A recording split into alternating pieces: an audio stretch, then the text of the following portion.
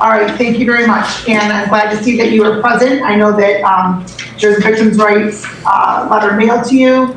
And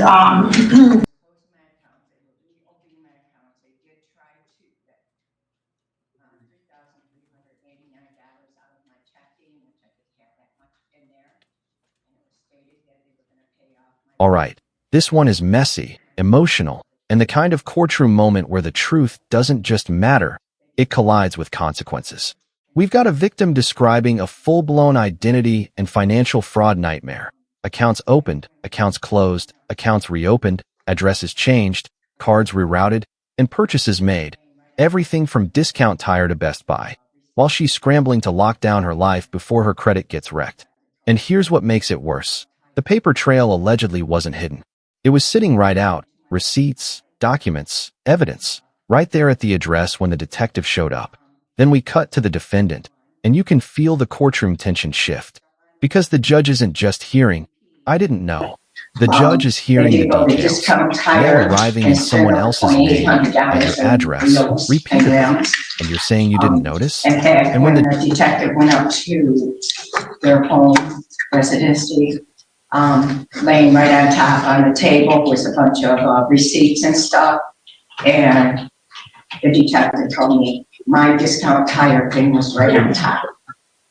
And they went into my Best Buy, got stuff. They went into my Capital One and put stuff on that. They went into my BP and tried to up that. Myself, I had to report fraud on everything. So it didn't affect me because I was right on top of everything. I had 3 addresses that was on where the mail was going to.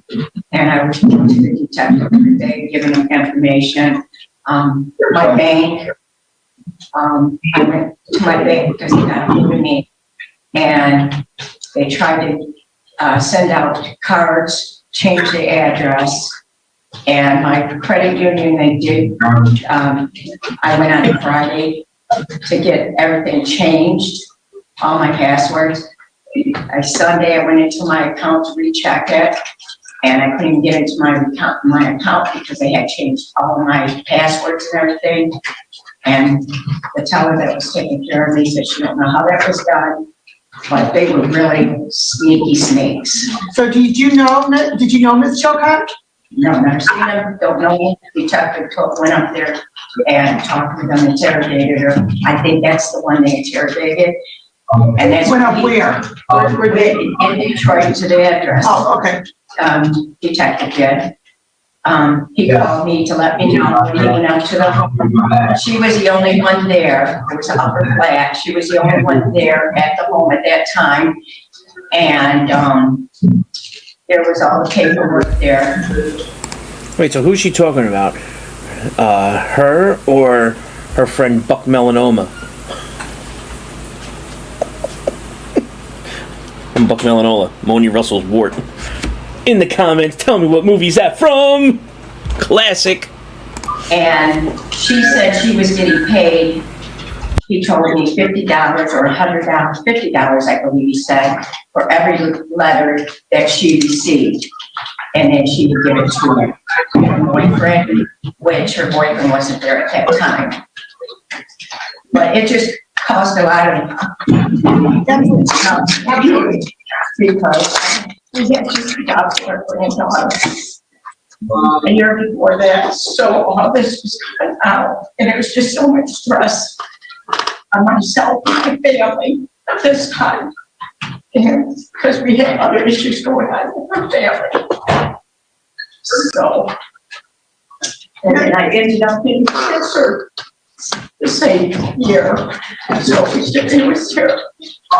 And for these people to do that, they need to go up and get a job. You know, it's devastating how they do people. You know, like I said, I was right on top of everything, and I had family that was in, you know, and stuff. And I was kind of helping with everything too, and then my detective was helping me. But we did, like I said, just the anxiety and the grief and everything put so much stress on me at that time. And they were opening accounts. They tried to open a Sam's Club. I had never been to Sam's Club account. They sent me a letter. Like I said, they had a St. Mary's address in Detroit. That's where everything was being sent, but they had two other.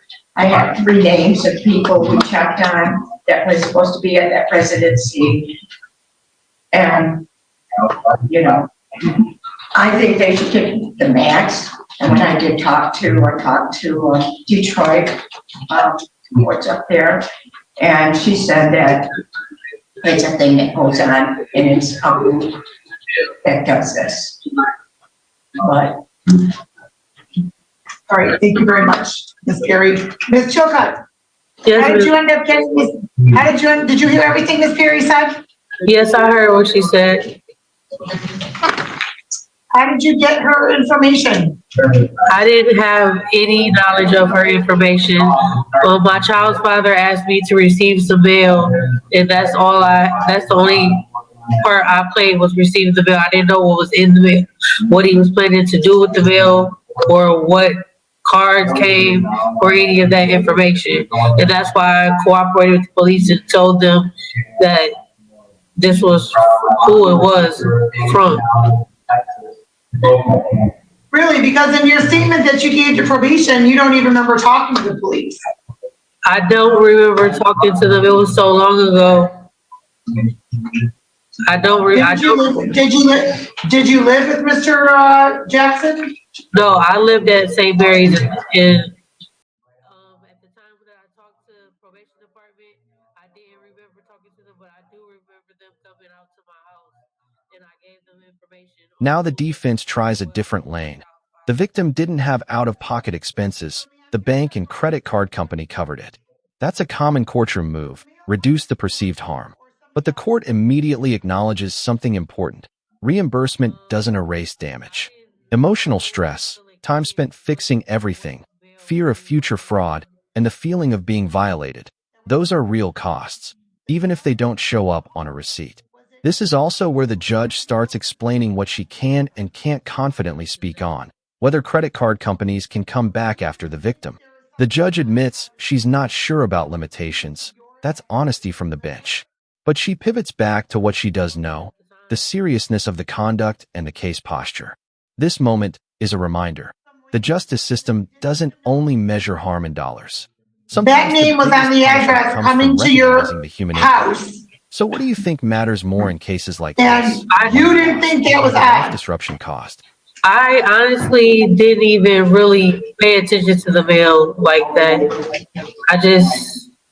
No, that's not true. If you're getting paid, and if your child's father, please don't interrupt, and your child's father was going to be paying you for each piece of mail received, or if you were to be paying attention to mail received, don't tell me that you weren't paying attention to the names on the envelope.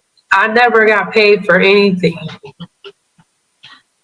Okay, yet you have a history of attempted financial transaction device, illegal sale,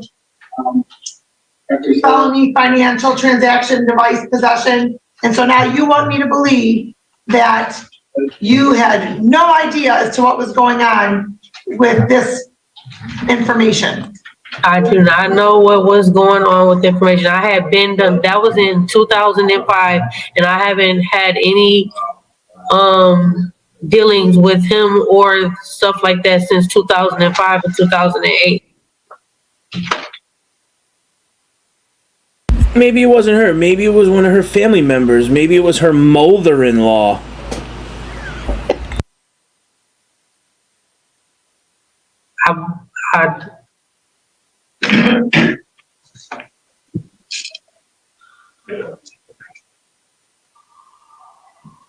Well, counsel, anything else? Your Honor, just, I did not hear the victim allege a specific dollar. She had out-of-pocket expenses. I know she She indicated that, she didn't have to pay any out-of-pocket expenses, that it was all covered by her bank and credit card company. I'm sorry, Ms. Perry, you can step forward and correct that if that's incorrect. Now, she was saying that, this happened in 2014. She was saying she wasn't alleged about the names, or she did know it was a different name. But on my discount tire, when they went to purchase them tires, they purchased it under my name on the receipt, and everything just says my name. Says how much I do have paper that states that it was from discount tire, it was put under my name, but it was a pickup, so they didn't give an address when they were doing that. So who owned the pickup truck that in 2014, ma'am? That's what I'm saying. I don't know any of the information what he used. That's why I gave the police his name and said that anything that happened with anybody's account, you have to go after him, because I don't know anything. I don't deal with him in that manner. The only dealings that I have with my child's father is on account of my son. I haven't done anything fraudulent with him since 2005 and 2008. Well, in 2014, I didn't know what mail was getting sent there. I didn't pay attention to it. I just gave him whatever mail that he asked for. okay, and so why were there receipts at your home with Miss Perry's name on them? I have no idea. You didn't live together, you said? No, we didn't live together. Who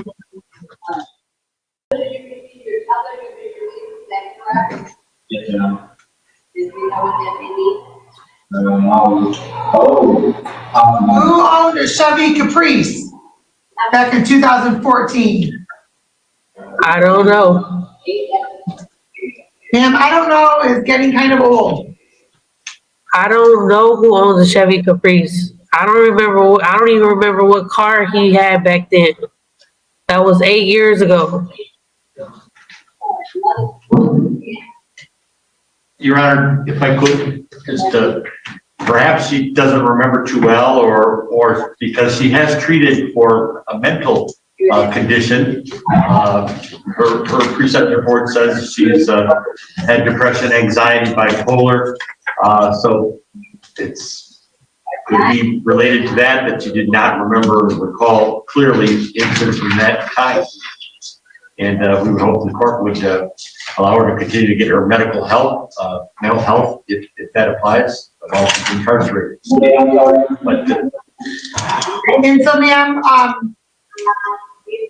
all of your children reside with people other than you, correct? Yes.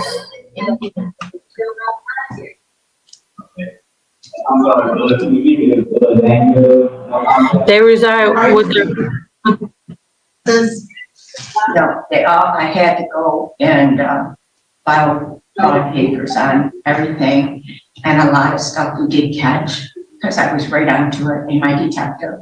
Okay. I was taking stuff to him right away, and he was doing what he had to do. All right. And, well, I'm pleased to hear that you didn't have any out-of-pocket expenses. That doesn't necessarily discount the fact that you probably had a lot more cost as far as emotional and mental and time in trying to resolve all of these issues. So what the court's going to indicate is that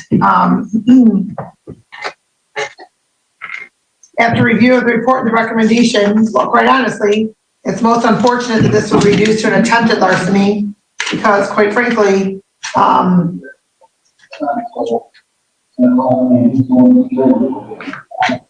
Honor, you can't go back on the credit card places, or is that something they have to do? what do you mean?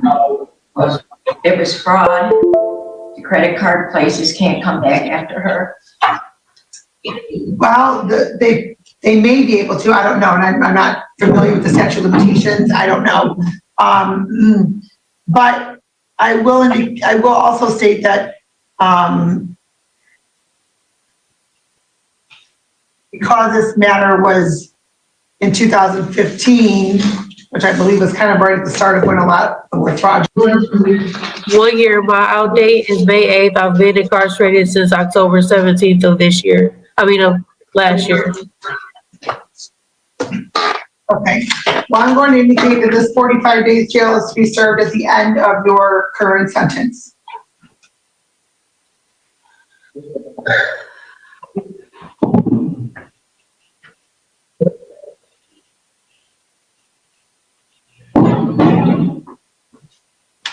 All right, and the court's going to suspend fines and costs at this point. All right, anything else, counsel? Nothing further, Your Honor. All right, anything else, Ms. Chilcutt? So when I'm done with my sentence here, I have to serve an extra 45 days? Yes.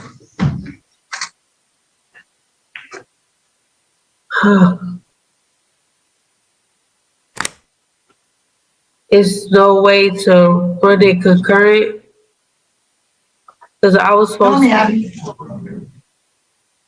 No, this court's not running it concurrent. You have similar convictions on your criminal record. You also, in the time that this matter was out with the warrant, you have an operating while impaired, disorderly person, operating while visibly impaired, and felony assault. You also have 2 warrants out of 36 district court. So no. And it's obvious that the impact that your actions had on Ms. Perry have meant really nothing. You haven't apologized, you haven't expressed remorse, nothing. I wasn't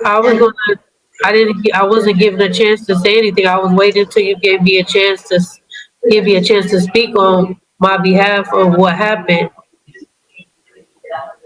Okay, ma'am, I just asked if there was anything else, and your only question was when your outdate wouldn't be in May anymore. You didn't ask if you could address Ms. Perry, you didn't ask any of that.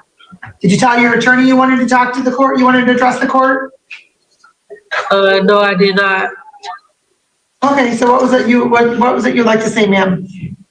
I didn't get a chance. I was trying to get a chance to explain on my first court date that I know that I have previous dealings with my child's father for previous cases, but I had moved forward past that point in my life, and I haven't done anything fraudulent since those years, the years that are previously on my cases.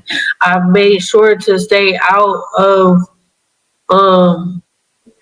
any dealings with him. As far as that, the only dealings that I have with him is as far as my son, because my son is placed with him right now while I'm in custody.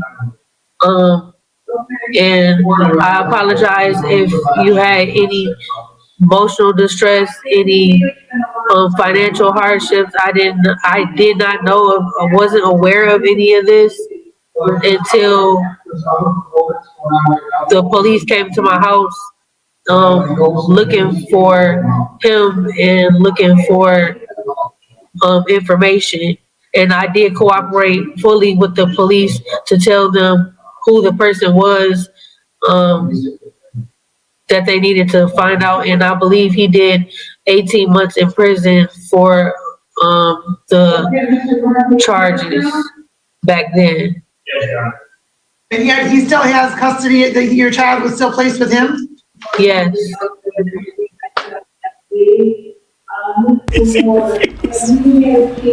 And I would just like to say, if you would just allow me the chance, I can pay back the money, but I really was looking forward to getting out after my year so that I could go back to work. I am. She could care less about anything until she realized she was going to have to do an extra 45 days. Now all of a sudden she's begging and pleading. Give me a break. Next. My job said that I could come back at Glory Supermarket. I said that I could come back at Glory Supermarket after I'm released after a year.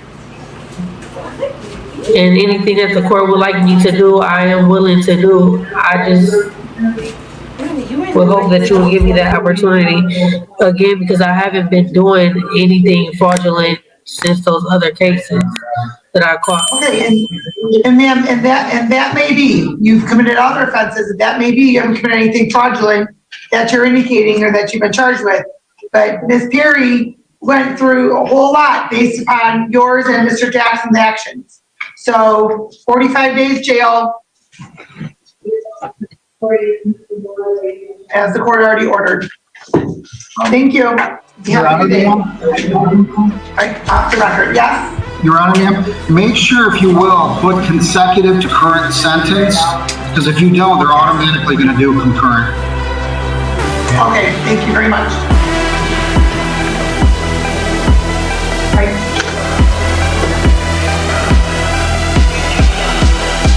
After I'm released after a year, and anything that the court would like me to do, I am willing. This is where the judge's reasoning becomes crystal clear. Even if the defendant didn't personally swipe the card or place the order, the victim still suffered a whole lot based on the defendant and Mr. Jackson's actions. That's key. Courts can hold people accountable for assisting, facilitating, or enabling a scheme, especially when they knowingly accept suspicious mail, pass it along, and benefit from it. And notice the timing. The defendant starts apologizing and talking about work and paying back money only after realizing the sentence is consecutive. That's exactly why the judge doesn't budge. Remorse that arrives late often sounds like strategy, not sincerity. The court also emphasizes impact over excuses.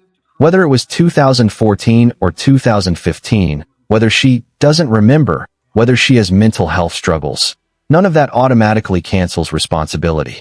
It can explain behavior, but it doesn't erase harm. So here's the tough question. When someone says